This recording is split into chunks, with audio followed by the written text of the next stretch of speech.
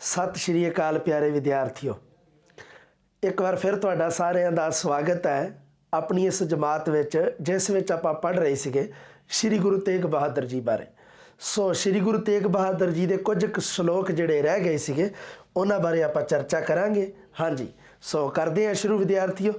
हाँ, जिहड़ा श्लोक है दे रखिया है ਉਹ मैं पढ़दा है, तुसीं जिवें जिवें मैं पढ़दा जावां तुसीं थोड़ा जिहा ध्यान उस चीज़ ते दिया करो थोड़ा जिहा, ਉਹਦੇ ਨਾਲ ਤੁਹਾਡਾ ਉਚਾਰਨ ਸੁਧਰੂਗਾ, ਨਾਲੇ ਇਹ ਵੀ ਪਤਾ ਲੱਗੂਗਾ ਕਿ ਗੁਰਬਾਣੀ ਦੇ ਵਿੱਚ ਜਿਹੜਾ ਕਿਹੜਾ ਸ਼ਬਦ ਹੈ ਕਿਹੜਾ ਅੱਖਰ ਹੈ ਉਹਦਾ ਉਚਾਰਨ ਕਿਵੇਂ ਹੈ, ਉਹ ਤੁਹਾਨੂੰ ਬੋਲਣਾ ਆ ਜਾਊਗਾ।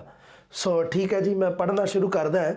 पहला श्लोक है, जैसे जल ते बुध बुधा उपजै बिनसै नीत, जैसे जल ते बुध बुधा उपजै बिनसै नीत, जग रचना तैसे रची कहो नानक सुन मीत। गुरु तेग बहादुर जी की कह रहे हैं, कहते जैसे जल ते बुध बुधा, बुध बुधा का मतलब होंदा है बुलबुला। पानी ते बुलबुले बनते हैं ना, तुसी देखिए ना पानी दे उपर जिहड़ा बुलबुला बनता है वह किन्ने क चिर वास्ते बनता है भला, एक पल वास्ते ही बनता है ना। जदों बनता है तो उस तो बाद मतलब पल दे विच ही वो समाप्त हो जाता, फुट जाता, खत्म हो जाता।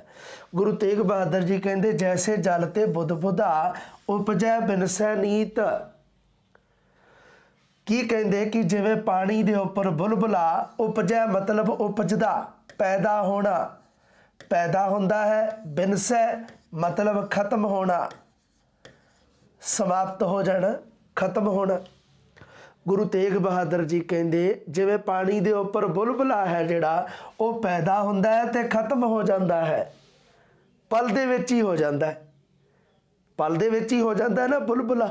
जिवें बरसात वगैरह होंदी होवे ते तुसीं देखिया होना जदों पानी बाहर जदों खड़दा है तो उदों तुसीं देखिया होना भी बरसात के कारण वो बुलबुला बनता है तो उदों ही पल दे विच ही वो खत्म हो जाता है।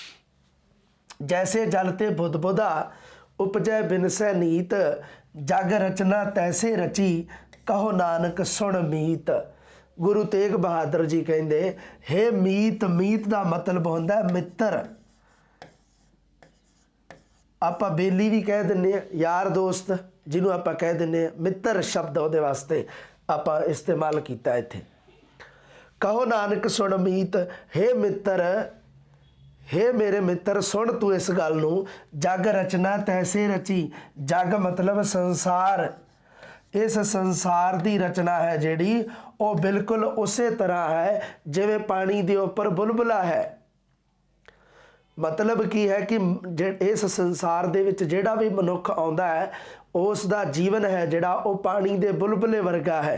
जिवें पानी का बुलबुला पैदा हुंदा है उस तो बाद उहदा पल दे विच ही नाश हो जाता है, उवें ही मनुख इस दुनिया ते इस संसार विच इस जगत विच जन्म लैंदा है ते उस तो बाद उसका नाश भी हो जाता है। मतलब उस तो बाद वह मर जाता है, जन्म लैंदा है तो मर जाता है। जग रचना तैसे रची कहो नानक सुन मीत। ये संसार की रचना भी बिल्कुल उस प्रकार ही है जिवें पानी दे उपर बुलबुला है। वो बुलबुला पल भर वास्ते पैदा होंदा है तो उस तो बाद वो खत्म हो जाता है। उवें ही जिहड़ा भी मनुख इस दुनिया ते आया उसने एक ना एक दिन उस पानी दे बुलबुले वांग पता नहीं कदों मर जाना है।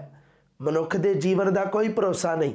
मनुख का जीवन गुरु तेग बहादुर जी कहते पानी दे बुलबुले वर्गा है, भी कदों भी नाश हो सकता है, कदों भी मनुख नूं मौत आ सकती है। अगे की कहते अगला श्लोक सुनो, सुख मैं बहु संगी भये, दुख मैं संग न कोए, कहो नानक हर भज मना अंत सहाई होए। गुरु तेग बहादुर जी कहते सुख मैं बहु संगी भये, मैं दा मतलब विच है, जिवें मैं तुहानूं दस्सिया सी इत्थे भी मैं शब्द आया, इहदा मतलब भी विच ही है कि सुख दे विच तां बहुत सारे संगी साथी बन गए।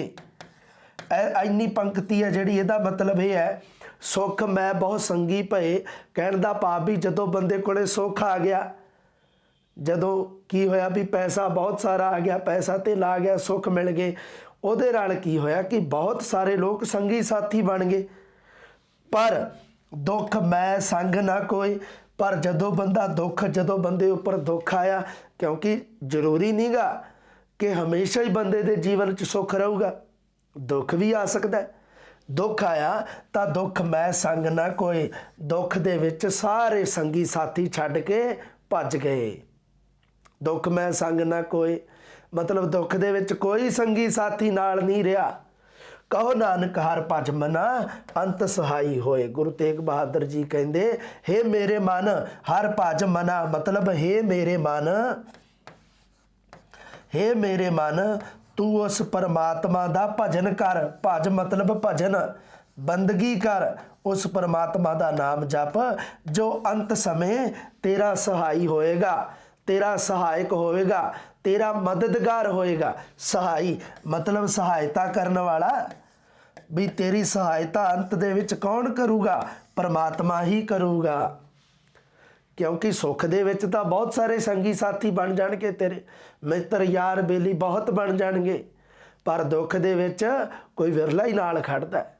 मतलब कहण दा भाव भी दुख दे विच कोई नाल ही नहीं खड़दा। अज दे समय च देख लो तुसीं किन्ना शब्द ढुकदा है अज दे वर्तमान समय ते। यह सुख मैं बहु संगी पए, दुख मैं संग ना कोए, कहो नानक हर भज मना अंत सहाई होए। कि तू उस परमात्मा का नाम जप जो अंत समय तेरा मददगार साबित होऊगा। हाँ जी, अगले श्लोक ते चलते हैं। बाल जवानी अर बिरध फुन तीन अवस्था जान, कहो नानक हर भजन बिन बिरथा सब ही मान। ठीक है जी, सुन लिया तुसी श्लोक। हुण इहदा भाव अर्थ की है? गुरु तेग बहादुर जी कहते बाल जवानी अर बिरध मनुख दियां तीन अवस्थावां, मनुख दे जीवन दियां तीन अवस्थावां का जिक्र करते हैं। किहड़ियां किहड़ियां अवस्थावां?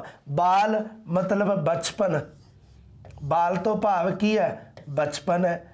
जवानी होंदी है एक अवस्था, जवानी की अवस्था। बिरध का मतलब है बुढ़ापे की अवस्था। लो जी, तीन अवस्थावां का जिक्र किया है ना विद्यार्थियों, पता लग गया ना किहड़ियां किहड़ियां? एक बचपन की अवस्था होगी, एक जवानी की अवस्था ते एक बुढ़ापे की अवस्था। बाल जवानी अर बिरध फुन तीन अवस्था जान। ये तीन अवस्थावां, तीन मतलब तीन गिणती विच, इन्हां तीन अवस्थावां नूं हे मनुख तू जान, तू समझ लै इस गल नूं कि तेरे जीवन दियां तीन अवस्थावां हन, एक बचपन, एक जवानी ते एक बुढ़ापा। तीन हो गईयां। अगे सुनो अगली पंक्ति च की कहंदे, कहो नानक हर भजन बिन बिरथा सब ही मान। पर गुरु दे नाम तो बिना, परमात्मा दे नाम तो बिना, हर मतलब हरि परमात्मा, हर दा मतलब हरि परमात्मा, हरि कह दिंने, परमात्मा अल्लाह वाहिगुरु जिन्हों आप कह दिंने, गोबिंद नाम भी आया सीगा है ना। कहो नानक हर भजन बिन, उस परमात्मा दे नाम दे भजन तो बिना, उस परमात्मा दे नाम दी बंदगी तो बिना बिरथा सब ही मान। बिरथा का मतलब व्यर्थ, ये सारा कुछ तू व्यर्थ मन। बिना परमात्मा दे नाम तो बिना, परमात्मा दे भजन तो बिना ये जीवन दियां तीनों अवस्थावां जिहड़ियां वो तेरियां व्यर्थ ही चलियां गईयां। किहड़ियां अवस्थावां? एक बचपन, बाल, जवानी ते बिरध। तीन, बाल का मतलब बचपन की अवस्था, जवानी मतलब जवानी की अवस्था ते बिरध मतलब बुढ़ापे की अवस्था। ये तीनों अवस्थावां तेरियां व्यर्थ ने जेकर तू जीवन दे विच परमात्मा दे नाम की बंदगी सिमरन उसका भजन नहीं कीता। ठीक है जी। अगला श्लोक, नर चाहत कछ औरै की औरै भई, चेतवत रहे ठगौर, नानक फासी गल परी। ठीक है जी, सुन लिया। हुण इहदे भाव अर्थ सुनो की कहते गुरु तेग बहादुर जी। नर चाहत कछ और, नर का मतलब मनुख, नर का मतलब मनुख ही बनता है ना जी। हाँ सही हो तुसी, नर का मतलब मनुख। नर चाहत कछ और मतलब की है, मनुख चाहत चाहता है, इच्छा रखता है, कछ और कुछ होर दी। मनुख तां किसी होर चीज़ की इच्छा रखता है। चाहत मतलब चाहना, किसी चीज़ की इच्छा रखना। नर चाहत कछ और, इन्नी पंक्ति का अर्थ यह है कि बंदा तां किसी होर चीज़ की इच्छा रखता है। ਔਰੈ ਕੀ ਔਰੈ ਭਈ, ਔਰੈ ਦਾ मतलब ਔਰੈ ਦੋ ਵਾਰੀ ਆਇਆ ਸ਼ਬਦ, ਇਹਦਾ मतलब है होर, पर होर ਦਾ ਹੋਰ ਹੀ ਹੋ ਜਾਂਦਾ ਹੈ।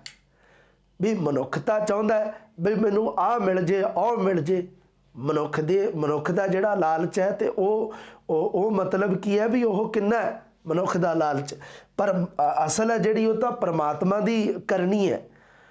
ਬਈ ਪਰਮਾਤਮਾ ਕੀ ਚਾਹੁੰਦਾ ਉਹ ਨਹੀਂ ਪਤਾ, ਮਨੁੱਖ ਤਾਂ ਬਹੁਤ ਕੁਝ ਚਾਹੁੰਦਾ। ਆਪਾਂ ਤਾਂ ਬੜਾ ਕੁਝ ਚਾਹੁੰਦੇ ਹਾਂ ਜੀਵਨ ਦੇ ਵਿੱਚ, ਵੀ ਸਾਡੇ ਕੋਲੇ ਆਹ ਪਦਾਰਥ ਹੋਵੇ, ਉਹ ਵਸਤੂ ਹੋਣ। ਨਰ ਚਾਹਤ ਕਛ ਔਰ, ਮਨੁੱਖ ਕੁਝ ਹੋਰ ਦੀ ਇੱਛਾ ਰੱਖਦਾ ਹੈ ਪਰ ਹੋ ਕੁਝ ਹੋਰ ਜਾਂਦਾ ਹੈ। ਔਰੈ ਕੀ ਔਰੈ ਭਈ, ਪਰ ਹੋ ਕੁਝ ਹੋਰ ਹੀ ਜਾਂਦਾ ਹੈ। ਚਿਤਵਤ ਰਹਿਓ ਠਗੌਰ, ਨਾਨਕ ਫਾਸੀ ਗਲ ਭਰੀ। ਚਿਤਵਤ ਰਹਿਓ, ਚਿਤਵਤ ਦਾ मतलब ਹੁੰਦਾ ਹੈ ਸੋਚਣਾ। ਚਿਤਵਤ ਦਾ ਕੀ मतलब ਹੈ? ਸੋਚਣਾ। ਸੋਚਦਾ ਰਿਹਾ ਕਿ ਲੋਕਾਂ ਨੂੰ ਠਗੌਰ मतलब ਠੱਗੀ ਮਾਰੂੰਗਾ ਲੋਕਾਂ ਦੇ ਨਾਲ। ਠਗੌਰ ਠੱਗੀ, ਇਸ ਨੂੰ ਠੱਗ ਮੂਰੀ ਵੀ ਕਿਹਾ ਜਾਂਦਾ ਹੈ। ਠੱਗ ਮੂਰੀ, ਠੱਗ ਮੂਰੀ, ਠੱਗ ਬੂਟੀ। ਠੱਗ ਬੂਟੀ ਹੁੰਦੀ ਸੀ ਇੱਕ, ਜਿਸ ਨੂੰ मतलब ਉਹ ਠੱਗ ਬੂਟੀ ਉਹ ਹੁੰਦੀ ਸੀ ਵੀ ਜਿਸ ਨੂੰ ਖਵਾ ਕੇ ਲੋਕਾਂ ਨੂੰ ਠੱਗਿਆ ਜਾਂਦਾ ਸੀ, ਉਸ ਨੂੰ ਕਿਹਾ ਜਾਂਦਾ ਹੈ। ਉਸ ਨੂੰ ਠਗੌਰ, ਠਗੌਰੀ, ਠੱਗ ਮੂਰੀ, ਠੱਗ ਬੂਟੀ, ਇਹਦੇ ਕਈ ਨਾਮ ਹੈ, ਪਰ ਇੱਥੇ ਕੀ ਹੈ? ਠੱਗੀ। ਇੱਕੋ ਹੀ ਗੱਲ ਹੈ, मतलब ਠੱਗੀ ਮਾਰਨ ਦੀ ਸੋਚਦਾ ਹੈ ਮਨੁੱਖ ਦੂਜਿਆਂ ਨਾਲ। ਮਨੁੱਖ ਦੇ ਦਿਮਾਗ ਵਿੱਚ ਚੱਲਦਾ ਰਹਿੰਦਾ ਵੀ ਕਿਸੇ ਨੂੰ ਕਿਵੇਂ ਲੁੱਟਾਂ, ਕਿਸੇ ਨਾਲ ਠੱਗੀ ਕਿਵੇਂ ਮਾਰਾਂ। ਚਿਤਵਤ ਰਹਿਓ ਠਗੌਰ, ਮਨ ਦੇ ਵਿੱਚ ਸੋਚ ਰਿਹਾ, ਪਰ ਕੀ ਹੋਇਆ? ਨਾਨਕ ਫਾਸੀ ਗਲ ਭਰੀ। ਫਾਸੀ ਦਾ मतलब ਫਾਹਾ, ਪਰ ਅੰਤ ਨੂੰ ਜਮਾ ਨੇ ਫਾਹਾ ਪਾ ਲਿਆ ਆ ਕੇ। ਨਾਨਕ ਫਾਸੀ ਗਲ ਭਰੀ, ਪਰ ਅੰਤ ਨੂੰ ਜਿਹੜੀ ਉਹ ਕੀ ਹੈ? ਫਾਸੀ ਜਿਹੜੀ मतलब ਫਾਹਾ ਗਲ ਦੇ ਵਿੱਚ ਪੈ ਗਿਆ। ਫਾਹਾ ਪੈ ਗਿਆ, ਮੌਤ ਨੇ ਆਣ ਕੇ ਘੇਰ ਲਿਆ ਅੰਤ ਨੂੰ। ਇਸ ਕਰਕੇ ਕੀ ਹੈ ਕਿ ਕਿਸੇ ਨਾਲ ਸਾਨੂੰ ਕੋਈ ਠੱਗੀ ਵਗੈਰਾ ਜਿਹੜੀ ਇਹ ਨਹੀਂ ਕਰਨੀ ਚਾਹੀਦੀ। ਦੁਬਾਰੇ ਸੁਣੋ ਇਸ ਸ਼ਲੋਕ ਨੂੰ, ਕਿੱਡਾ ਪਿਆਰਾ ਸ਼ਲੋਕ ਹੈ ਇਹ। ਨਰ ਚਾਹਤ ਕਛ ਔਰ, ਔਰੈ ਕੀ ਔਰੈ ਭਈ, ਚਿਤਵਤ ਰਹਿਓ ਠਗੌਰ, ਨਾਨਕ ਫਾਸੀ ਗਲ ਭਰੀ। ਮਨੁੱਖ ਆਪਣੇ ਮਨ ਦੇ ਵਿੱਚ ਕੁਝ ਹੋਰ ਚਾਹੁੰਦਾ ਹੈ ਪਰ ਹੋ ਕੁਝ ਹੋਰ ਦਾ ਹੋਰ ਹੀ ਜਾਂਦਾ ਹੈ। ਚਿਤਵਤ ਰਹਿਓ ਠਗੌਰ, ਆਪਣੇ ਮਨ ਦੇ ਵਿੱਚ ਠੱਗੀ ਮਾਰਨ ਵਾਸਤੇ ਸੋਚਦਾ ਹੈ, ਠੱਗਣ ਵਾਸਤੇ ਸੋਚਦਾ, ਲੋਕਾਂ ਨੂੰ ਠੱਗਣ ਦੀਆਂ ਜੁਗਤਾਂ ਸੋਚ ਰਿਹਾ ਹੈ। ਨਾਨਕ ਫਾਸੀ ਗਲ ਭਰੀ, ਪਰ ਅੰਤ ਨੂੰ ਜਮਾ ਦੀ ਫਾਹੀ ਜਿਹੜੀ ਫਾਸੀ ਉਹ ਗਲ ਦੇ ਵਿੱਚ ਪੈ ਜਾਂਦੀ ਹੈ। ਠੀਕ ਹੈ ਜੀ। ਹਾਂਜੀ, ਅੱਗੇ ਸੁਣੋ ਜੀ, ਅਗਲਾ ਸ਼ਲੋਕ ਕੀ ਕਹਿੰਦੇ ਆ ਗੁਰੂ ਤੇਗ ਬਹਾਦਰ ਜੀ। ਜਤਨ ਬਹੁਤ ਸੁਖ ਕੇ ਕੀਏ, ਦੁੱਖ ਕੋ ਕੀਓ ਨਾ ਕੋਏ, ਕਹੋ ਨਾਨਕ ਸੁਨ ਰੇ ਮਨਾ, ਹਰ ਭਾਵੈ ਸੋ ਹੋਏ। ਠੀਕ ਹੈ ਜੀ। ਕੀ ਕਹਿੰਦੇ ਆ ਇਸ ਸ਼ਲੋਕ ਦੇ ਵਿੱਚ ਗੁਰੂ ਤੇਗ ਬਹਾਦਰ ਜੀ? ਕਹਿੰਦੇ ਜਤਨ ਬਹੁਤ ਸੁਖ ਕੇ ਕੀਏ, ਕਿ ਮਨੁੱਖ ਨੇ ਸੁੱਖ ਪ੍ਰਾਪਤ ਕਰਨ ਵਾਸਤੇ, ਸੁੱਖ ਸ਼ਬਦ ਆ ਗਿਆ ਨਾ, ਸੁੱਖ ਪ੍ਰਾਪਤ ਕਰਨ ਵਾਸਤੇ ਬਹੁਤ ਸਾਰੇ ਯਤਨ, ਕੋਸ਼ਿਸ਼, ਬਹੁਤ ਸਾਰੀਆਂ ਕੋਸ਼ਿਸ਼ਾਂ ਕੀਤੀਆਂ, ਬਹੁਤ ਸਾਰੇ ਹੀਲੇ ਵਸੀਲੇ ਕੀਤੇ ਮਨੁੱਖ ਨੇ ਵੀ ਮੈਨੂੰ ਸੁੱਖ ਪ੍ਰਾਪਤ ਹੋਵੇ। ਜਤਨ ਬਹੁਤ ਸੁੱਖ ਕੇ ਕੀਏ, ਦੁੱਖ ਕੋ ਕੀਓ ਨਾ ਕੋਏ, ਪਰ ਦੁੱਖ ਦੀ ਜਿਹੜੀ ਸਮੱਸਿਆ ਹੈ ਉਹਦੇ ਵਾਸਤੇ, ਦੁੱਖ ਵਾਸਤੇ ਕੋਈ ਵੀ ਹੀਲਾ ਵਸੀਲਾ, ਕੋਈ ਵੀ ਉਪਰਾਲਾ ਨਹੀਂ ਕੀਤਾ। ਜਤਨ ਬਹੁਤ ਸੁੱਖ ਕੇ ਕੀਏ, ਸੁੱਖ ਵਾਸਤੇ ਤਾਂ ਬੜੇ ਯਤਨ ਕੀਤੇ, ਬੜੀਆਂ ਕੋਸ਼ਿਸ਼ਾਂ ਕੀਤੀਆਂ। ਦੁੱਖ ਕੋ ਕੀਓ ਨਾ ਕੋਏ, ਪਰ ਦੁੱਖ ਵਾਸਤੇ ਕੋਈ ਯਤਨ ਨਹੀਂ ਕੀਤਾ। ਕਹੋ ਨਾਨਕ ਸੁਨ ਰੇ ਮਨਾ, ਹਰ ਭਾਵੈ ਸੋ ਹੋਏ। ਗੁਰੂ ਤੇਗ ਬਹਾਦਰ ਜੀ ਕੀ ਕਹਿ ਰਹੇ ਹੈ ਕਿ हे ਮੇਰੇ ਮਨਾ, ਤੂੰ ਸੁਣ ਇਸ ਗੱਲ ਨੂੰ। ਕਿਹੜੀ ਗੱਲ ਨੂੰ? ਹਰ ਭਾਵੈ ਸੋ ਹੋਏ। ਭਾਵੈ ਦਾ मतलब ਹੁੰਦਾ ਹੈ ਚੰਗਾ ਲੱਗਣਾ। ਹਰ ਦਾ मतलब ਕੀ ਹੈ ਪਤਾ ਹੈ ਨਾ? ਹਰੀ, ਪਰਮਾਤਮਾ। ਹਰ ਭਾਵੈ ਸੋ ਹੋਏ, ਕਿ ਜੋ ਹਰੀ ਪਰਮਾਤਮਾ ਨੂੰ ਚੰਗਾ ਲੱਗਦਾ ਹੈ ਉਹੀ ਹੁੰਦਾ ਹੈ। ਹੋਏ ਦਾ मतलब ਹੁੰਦਾ ਹੈ, ਉਹੀ ਹੁੰਦਾ ਹੈ ਜੋ ਪਰਮਾਤਮਾ ਨੂੰ ਚੰਗਾ ਲੱਗਦਾ ਹੈ। मतलब ਕੀ ਹੈ ਕਿ ਜੇ ਪਰਮਾਤਮਾ ਨੇ ਤੇਰੇ ਜੀਵਨ ਵਿੱਚ ਸੁੱਖ ਲਿਖਿਆ ਤਾਂ ਸੁੱਖ ਮਿਲੂਗਾ, ਜੇ ਦੁੱਖ ਲਿਖਿਆ ਤਾਂ ਦੁੱਖ ਮਿਲੂਗਾ। ਆ ਦੇਖ ਲਓ ਕਿੰਨਾ ਵਧੀਆ ਜੀਵਨ ਦੇ ਵਿੱਚ ਇਹ ਸਾਨੂੰ ਸੰਦੇਸ਼ ਗੁਰੂ ਤੇਗ ਬਹਾਦਰ ਜੀ ਨੇ ਦਿੱਤਾ। ਫਿਰ ਪੜ੍ਹ ਦਿੰਦਾ ਮੈਂ ਇਹਨੂੰ। ਜਤਨ ਬਹੁਤ ਸੁੱਖ ਕੇ ਕੀਏ, ਦੁੱਖ ਕੋ ਕੀਓ ਨਾ ਕੋਏ, ਕਹੋ ਨਾਨਕ ਸੁਨ ਰੇ ਮਨਾ, ਹਰ ਭਾਵੈ ਸੋ ਹੋਏ। ਠੀਕ ਹੈ ਜੀ। ਅਗਲੇ ਸ਼ਲੋਕ ਤੇ ਚੱਲਦੇ ਹਾਂ। ਏਕ ਭਗਤ ਭਗਵਾਨ, ਜੇ ਪ੍ਰਾਨੀ ਕੈ ਨਾਹਿ ਮਨ, ਜੈਸੇ ਸੂਕਰ ਸੁਆਨ, ਨਾਨਕ ਮਾਨੋ ਤਾਹੇ ਤਨ। गुरु तेग बहादुर जी कहते एक भगत भगवान, एक परमात्मा दी भगती, एक परमात्मा भगवान मतलब परमात्मा, परमात्मा बनता है ना, सौखा ही है, तो सौखे हो गए अर्थ होण तां तुहाडे वास्ते। एक परमात्मा एक भगत भगवान, उस एक परमात्मा की भगती तू मन दे विच नहीं वसाई, जे प्राणी कै नाहे मन, प्राणी मतलब मनुख, जो मनुख दे मन विच नहीं है, नाहे मन मनुख दे मन विच उस एक परमात्मा की भगती, उस एक परमात्मा का नाम, उस एक परमात्मा की हस्ती मनुख दे मन विच नहीं है। एक भगत भगवान जे प्राणी का नाहे मन, जैसे सूकर सुहान, नानक मानो ताहे तन। उस मनुख का शरीर तन, तन तो भाव है शरीर, उस मनुख का शरीर इस तरह का है जिवें सूकर मैंने सूर, सूकर का मतलब होंदा सूर, ते सुहान तो भाव होंदा है बेटा जी कुत्ता। सूकर का मतलब सूर ते सुहान का मतलब होंदा है कुत्ता। सो ये है जेड़े मतलब की है कि एक भगत भगवान जे प्राणी का नाहे मन, एक उस परमात्मा का नाम जिस प्राणी के मन दे विच नहीं है, जिस प्राणी के मन विच परमात्मा के नाम का वासा नहीं है, उसका तन इस तरह है जिवें सूकर सूर का शरीर होवे, उसका तन मतलब शरीर, उसका शरीर उस मनुख का शरीर इस प्रकार है जिवें सूकर सूर का शरीर होवे, जिवें सुहान कुत्ते का शरीर होवे।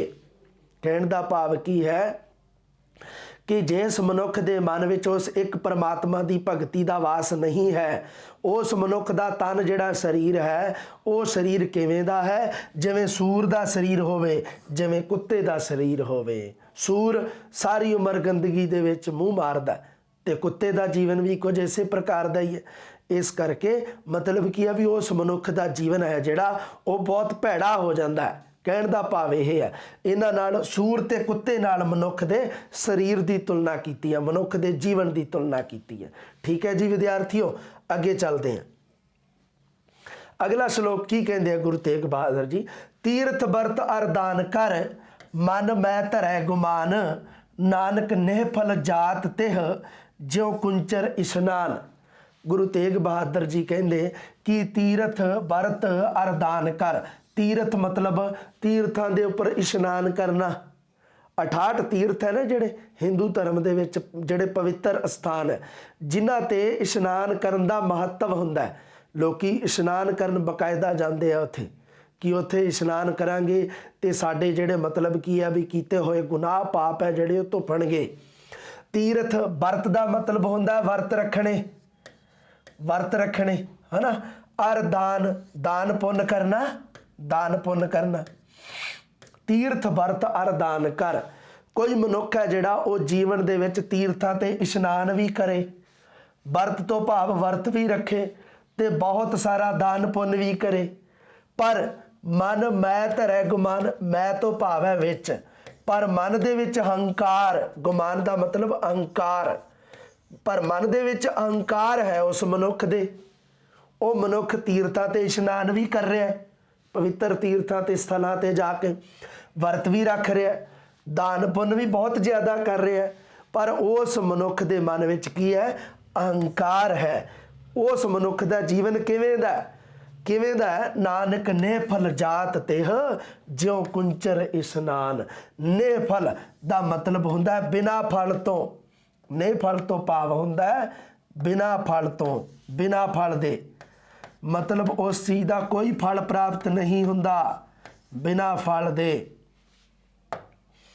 नानक निहफल जात तिह, उस मनुख का जिहड़ा कीता होया, उस मनुख का तीर्थां ते कीता होया इशनान, उस मनुख दे रखे हुए वर्त, उस मनुख का कीता होया दान पुण्य सारा निहफल है, व्यर्थ है, बिना फल दे, भाव व्यर्थ है, व्यर्थ है। ते किस तरह व्यर्थ है, जो कुंचर इशनान, कुंचर तो भाव है हाथी, जिवें हाथी का कीता होया इशनान व्यर्थ हुंदा है। हुण तुहाडे जहन दे विच सवाल होऊगा कि सर हाथी का इशनान किवें व्यर्थ हुंदा है, क्योंकि हाथी अपनी सुंड नाल वधिया कितना भी इशनान करके बाहर आ जाए, मान लो किसी सरोवर वगैरह दे विच किसी पानी खड़ा होया उहदे विच हाथी मान लो नहा लिया ਨਹਾਉਣ ਤੋਂ ਬਾਅਦ ਜਦੋਂ ਤੋਂ ਬਾਹਰ ਆਊਗਾ ਤੇ ਬਾਹਰੋਂ ਉਹਨੇ ਮਿੱਟੀ ਘੱਟਾ ਆਪਣੀ ਸੁੰਡ ਦੇ ਵਿੱਚ ਚੱਕ ਕੇ, ਆਪਣੀ ਸੁੰਡ 'ਚ ਚੱਕ ਕੇ ਤੇ ਆਪਣੇ ਉਹਨੇ ਫੇਰ ਆਪਦੇ ਪਿੰਡੇ ਤੇ ਸਿੱਟ ਲੈਣਾ ਹੁੰਦਾ। ਇਸ ਕਰਕੇ ਉਹ ਹਾਥੀ ਦਾ ਨਹਾਤਾ ਵਿਅਰਥ ਹੁੰਦਾ।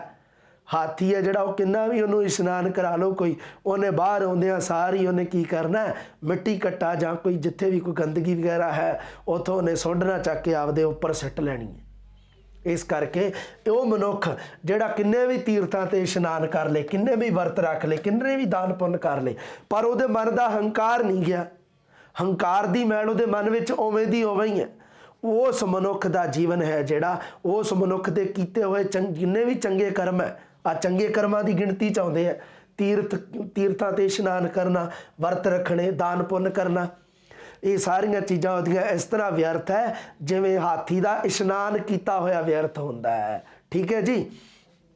ਅਗਲਾ ਸ਼ਲੋਕ, ਰਾਮ ਗਇਓ ਰਾਵਨ ਗਇਓ ਜਾਕੋ ਬਹੁ ਪਰਿਵਾਰ, ਕਹੋ ਨਾਨਕ ਥਿਰ ਕਛ ਨਹੀਂ ਸੁਪਨੇ ਜਿਉ ਸੰਸਾਰ।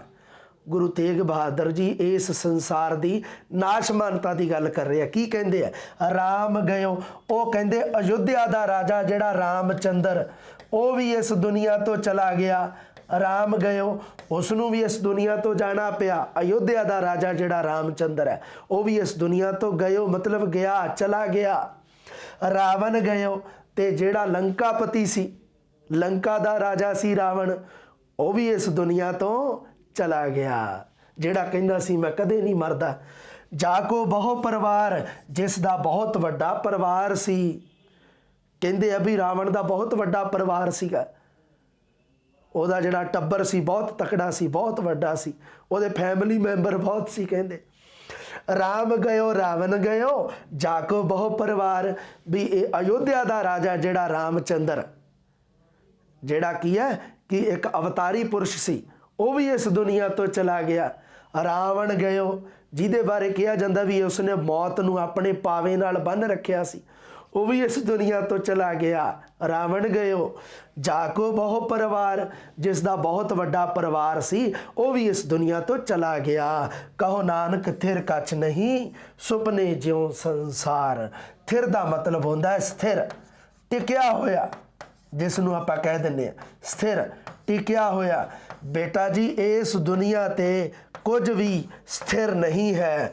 ਕਹੋ ਨਾਨਕ ਥਿਰ ਕਛ ਨਹੀਂ। ਗੁਰੂ ਤੇਗ ਬਹਾਦਰ ਜੀ ਕਹਿੰਦੇ ਇਸ ਦੁਨੀਆ ਦੇ ਉੱਪਰ ਸਥਿਰ ਕੋਈ ਵੀ ਚੀਜ਼ ਨਹੀਂ ਹੈ। ਹਰ ਚੀਜ਼ ਨਾਸ਼ਵਾਨ ਹੈ। ਹਰ ਵਸਤੂ ਨੇ ਇੱਕ ਨਾ ਇੱਕ ਦਿਨ ਖਤਮ ਹੋ ਜਾਣਾ ਹੈ। ਹਰ ਪ੍ਰਾਣੀ ਦੀ ਇੱਕ ਨਾ ਇੱਕ ਦਿਨ ਮ੍ਰਿਤੂ ਨਿਸ਼ਚਿਤ ਕੀਤੀ ਗਈ ਹੈ। ਕਹੋ ਨਾਨਕ ਥਿਰ ਕਛ ਨਹੀਂ। ਬਈ ਐਡੇ ਵੱਡੇ ਸ਼ਖਸ ਸੀ ਜਿਹੜੇ, ਇੰਨੀਆਂ ਮਹਾਨ ਸ਼ਖਸੀਅਤਾਂ, ਉਹ ਨਹੀਂ ਇਸ ਦੁਨੀਆ ਤੇ ਰਹੀਆਂ, ਤੇ ਆਪਾਂ ਹੈ ਕੀ ਚੀਜ਼? ਰਾਮ ਗਇਓ ਰਾਵਣ ਗਇਓ ਜਾਕੋ ਬਹੁ ਪਰਿਵਾਰ, ਕਹੋ ਨਾਨਕ ਥਿਰ ਕਛ ਨਹੀਂ ਸੁਪਨੇ ਜਿਉ ਸੰਸਾਰ। ਇਸ ਜਗਤ ਦੇ ਵਿੱਚ ਜੀਵਨ ਹੈ ਜਿਹੜਾ, ਉਹ ਸੁਪਨੇ ਦੇ ਵਰਗਾ ਹੈ। ਆਪਣਾ ਜਿਹੜਾ ਲੰਘ ਗਿਆ ਸਮਾਂ ਨਾ, ਉਹ ਸੁਪਨੇ ਵਰਗਾ ਹੈ। ਬਸ ਜਿਹੜਾ ਸਮਾਂ ਲੰਘ ਗਿਆ, ਜਿਵੇਂ ਕੱਲ੍ਹ ਦਾ ਸਮਾਂ, ਕੱਲ੍ਹ ਦੀ ਤਰੀਕ ਜਿਹੜੀ ਲੰਘ ਗਈ, ਉਹ ਸੁਪਨੇ ਵਾਂਗੂ ਆਪਣੇ ਜ਼ਿਹਨ ਦੇ ਵਿੱਚ ਹੈ, ਬਸ ਹੋਰ ਕੁਝ ਨਹੀਂ। ਉਸ ਜੀਵਨ ਨੂੰ ਆਪਾਂ, ਆਪਣਾ ਜਿਹੜਾ ਸਮਾਂ ਲੰਘ ਗਿਆ, ਉਸ ਨੂੰ ਆਪਾਂ ਦੁਬਾਰਾ ਨਹੀਂ ਜੀ ਸਕਦੇ। ਉਸ ਨੂੰ ਸੁਪਨੇ ਦੇ ਵਿੱਚ ਹੀ ਕੋਈ ਯਾਦ ਕਰ ਸਕਦੇ ਆ ਮਾੜਾ ਮੋਟਾ। ਕਹੋ ਨਾਨਕ ਥਿਰ ਕਛ ਨਹੀਂ ਸੁਪਨੇ ਜਿਉ ਸੰਸਾਰ। ਇਹ ਗੁਰੂ ਤੇਗ ਬਹਾਦਰ ਜੀ ਕਹਿੰਦੇ ਇਸ ਦੁਨੀਆ ਦੇ ਉੱਪਰ ਸਥਿਰ ਟਿਕਿਆ ਹੋਇਆ ਕੁਝ ਵੀ ਨਹੀਂ ਹੈ। ਭਾਵ ਹਰ ਵਸਤੂ, ਹਰ ਚੀਜ਼, ਹਰ ਸ਼ੈ ਨਾਸ਼ਵਾਨ ਹੈ, ਤੇ ਇਹ ਸੰਸਾਰ ਹੈ ਜਿਹੜਾ, ਇਹ ਸੁਪਨੇ ਵਰਗਾ ਹੈ। ਠੀਕ ਹੈ ਨਾ ਵਿਦਿਆਰਥੀਓ। ਅੱਗੇ ਸੁਣੋ ਅਗਲਾ ਸ਼ਲੋਕ, ਚਿੰਤਾ ਤਾਕੀ ਕੀਜੀਐ ਜੋ ਅਨਹੋਨੀ ਹੋਏ, ਇਹ ਮਾਰਗ ਸੰਸਾਰ ਕੋ ਨਾਨਕ ਥਿਰ ਨਹੀਂ ਕੋਏ। ਫਿਰ ਗੁਰੂ ਤੇਗ ਬਹਾਦਰ ਜੀ ਨੇ ਨਾਸ਼ਮਾਨਤਾ ਦੀ ਗੱਲ ਕੀਤੀ ਹੈ ਇਸ ਸ਼ਲੋਕ ਦੇ ਵਿੱਚ ਵੀ। ਪਿਛਲਾ ਜਿਹੜਾ ਸ਼ਲੋਕ ਹੈ ਉਹਦੇ ਵਾਂਗ ਹੀ, ਚਿੰਤਾ ਤਾਕੀ ਕੀਜੀਐ। ਗੁਰੂ ਤੇਗ ਬਹਾਦਰ ਜੀ ਕਹਿੰਦੇ ਚਿੰਤਾ, ਫਿਕਰ ਉਸ ਚੀਜ਼ ਦਾ ਕਰਨਾ ਚਾਹੀਦਾ। ਚਿੰਤਾ ਤਾਕੀ ਕੀਜੀਐ ਜੋ ਅਨਹੋਨੀ ਹੋਏ, ਵੀ ਜਿਹੜੀ ਨਾ ਹੋਣ ਵਾਲੀ ਘਟਨਾ ਹੋਵੇ। ਨਾ ਹੋਣ ਵਾਲੀ ਘਟਨਾ, ਅਨਹੋਨੀ, ਵੀ ਜਿਹੜੀ ਨਾ ਹੋਣ ਵਾਲੀ ਘਟਨਾ, ਉਸ ਨੂੰ ਕਿਹਾ ਜਾਂਦਾ ਹੈ ਅਨਹੋਨੀ। ਉਸ ਗੱਲ ਦੀ ਤਾਂ ਚਿੰਤਾ ਕਰਨੀ ਚਾਹੀਦੀ ਹੈ ਆਪਾਂ ਨੂੰ। ਚਿੰਤਾ ਤਾਕੀ ਕੀਜੀਐ ਜੋ ਅਨਹੋਨੀ ਹੋਏ, ਉਸ ਗੱਲ ਦੀ ਚਿੰਤਾ ਅਸੀਂ ਕਰਨੀ ਚਾਹੀਦੀ ਹੈ ਸਾਨੂੰ, ਜਿਹੜੀ ਅਨਹੋਣੀ, ਨਾ ਹੋਣ ਵਾਲੀ ਘਟਨਾ ਹੋਵੇ। ਜਿਹੜੀ ਹੋਣ ਵਾਲੀ ਹੈ ਉਸ ਦੀ ਕੀ ਚਿੰਤਾ? ਵੀ ਆਪਾਂ ਜੇ ਮੰਨ ਲਓ ਮੌਤ ਦੀ ਚਿੰਤਾ ਕਰੀਏ, ਕਹਿਣ ਦਾ ਭਾਵ ਕੀ ਹੈ ਗੁਰੂ ਤੇਗ ਬਹਾਦਰ ਜੀ ਦਾ, ਵੀ ਆਪਾਂ ਸੋਚੀ ਜਾਈਏ ਕਿ ਹਾਏ ਮੈਨੂੰ ਇੱਕ ਦਿਨ ਮੌਤ ਆ ਜਾਣੀ ਹੈ, ਆਪਾਂ ਇਸ ਗੱਲ ਦੀ ਚਿੰਤਾ 'ਚ ਡੁੱਬੇ ਰਹੀਏ। ਗੁਰੂ ਤੇਗ ਬਹਾਦਰ ਜੀ ਕਹਿੰਦੇ ਨਹੀਂ, ਉਹ ਅਣਹੋਣੀ ਥੋੜ੍ਹਾ ਹੈ, ਉਹ ਤਾਂ ਹੋਣੀ ਹੈ। ਵੀ ਉਹ ਮੌਤ ਨਿਸ਼ਚਿਤ ਹੈ, ਅਟਲ ਹੈ, ਉਹ ਆਉਣੀ ਹੈ, ਫਿਰ ਉਸ ਚੀਜ਼ ਦਾ ਫਿਕਰ ਕਿਉਂ ਕਰਨਾ। चिंता ताकि कीजिए जो अनहोनी होए, पर चिंता उस गल दी करो जिहड़ी ना होने वाली घटना होवे। जिहड़ी घटना होनी है मनुख तेरे जीवन दे विच, ओहदी चिंता तू क्यों करदा है? चिंता करनी व्यर्थ है तेरी। ये मार्ग संसार को नानक थिर नहीं कोई। इस संसार दे विच, इस संसार दे मार्ग दे विच नानक थिर नहीं कोई। थिर दा मतलब ओही है ਜਿਹੜਾ पिछले श्लोक ਦੇ ਵਿੱਚ ਸੀ, स्थिर। इस दुनिया ते कुछ भी स्थिर नहीं है, टिकया होया नहीं है। हर शै ने एक ना एक दिन नाश हो जाना है, खत्म हो जाना है। हाँ जी, अगला श्लोक, आखिरी श्लोक है जिहड़ा गुरु तेग बहादुर जी का। राम नाम और मैं गहियो जाके सम नहीं कोए, जे सिमरत संकट मिटै दर्स तुहारो होए। गुरु तेग बहादुर जी कहते राम नाम, राम का मतलब है परमात्मा। इत्थे राम का मतलब अयोध्या का राजा रामचंद्र नहीं गा विद्यार्थियों, याद रखना तुसी। इत्थे राम तो भाव परमात्मा है। उस परमात्मा का नाम और दा मतलब होंदा है हिरदा। मैं दा मतलब वही है विच, गहियो मतलब वसा लिया। गहियो तो भाव की है? वसा लिया। कि मैं उस परमात्मा का नाम, हुण देखो तुसी अर्थ सौखा कर दोगे ना, जे मान लो आही आ जे भी आ दो पंक्तियां का अर्थ दसो जी, सरल अर्थ दसो, गुरु तेग बहादुर जी ने की संदेश दिता है, दे सकते हो ना। राम नाम और मैं गहे हो, कि मैं उस परमात्मा का नाम अपने हिरदे दे विच वसा लिया। जाके सम नहीं कोई, सम का मतलब होंदा है समान, बराबर। उस परमात्मा दे समान या उस परमात्मा दे बराबर होर दूजा कोई नहीं है। परमात्मा की हस्ती दे बराबर होर कोई हस्ती नहीं है दुनिया ते। जे सिमरत संकट मिटै, जिस दा नाम जपण दे नाल मेरे संकट, मेरे सारे दुख मिट जाते हैं, खत्म हो जाते हैं। दर्श तुहारो होए, ये परमात्मा मैनू तेरे दर्शन हो जाते हैं। दर्श मतलब दर्शन, देखना। तुहारो मतलब तेरे, होए मतलब होंदे हन। तुहारो दा मतलब तेरे, परमात्मा मैनू तेरे दर्शन हो जाते हैं। आखिरी श्लोक है अपना ही, मैं एक बार फिर पढ़ दिना इनू। राम नाम और मैं गहियो जाके सम नहीं कोए, जेह सिमरत संकट मिटै दर्श तुहारो होए। सो ठीक है विद्यार्थियों, श्री गुरु तेग बहादुर जी वाला पाठ अपना समाप्त हो चुका है। अगला पाठ लैके जल्दी तुहाडे सामने रूबरू होना है जी। सत श्री अकाल।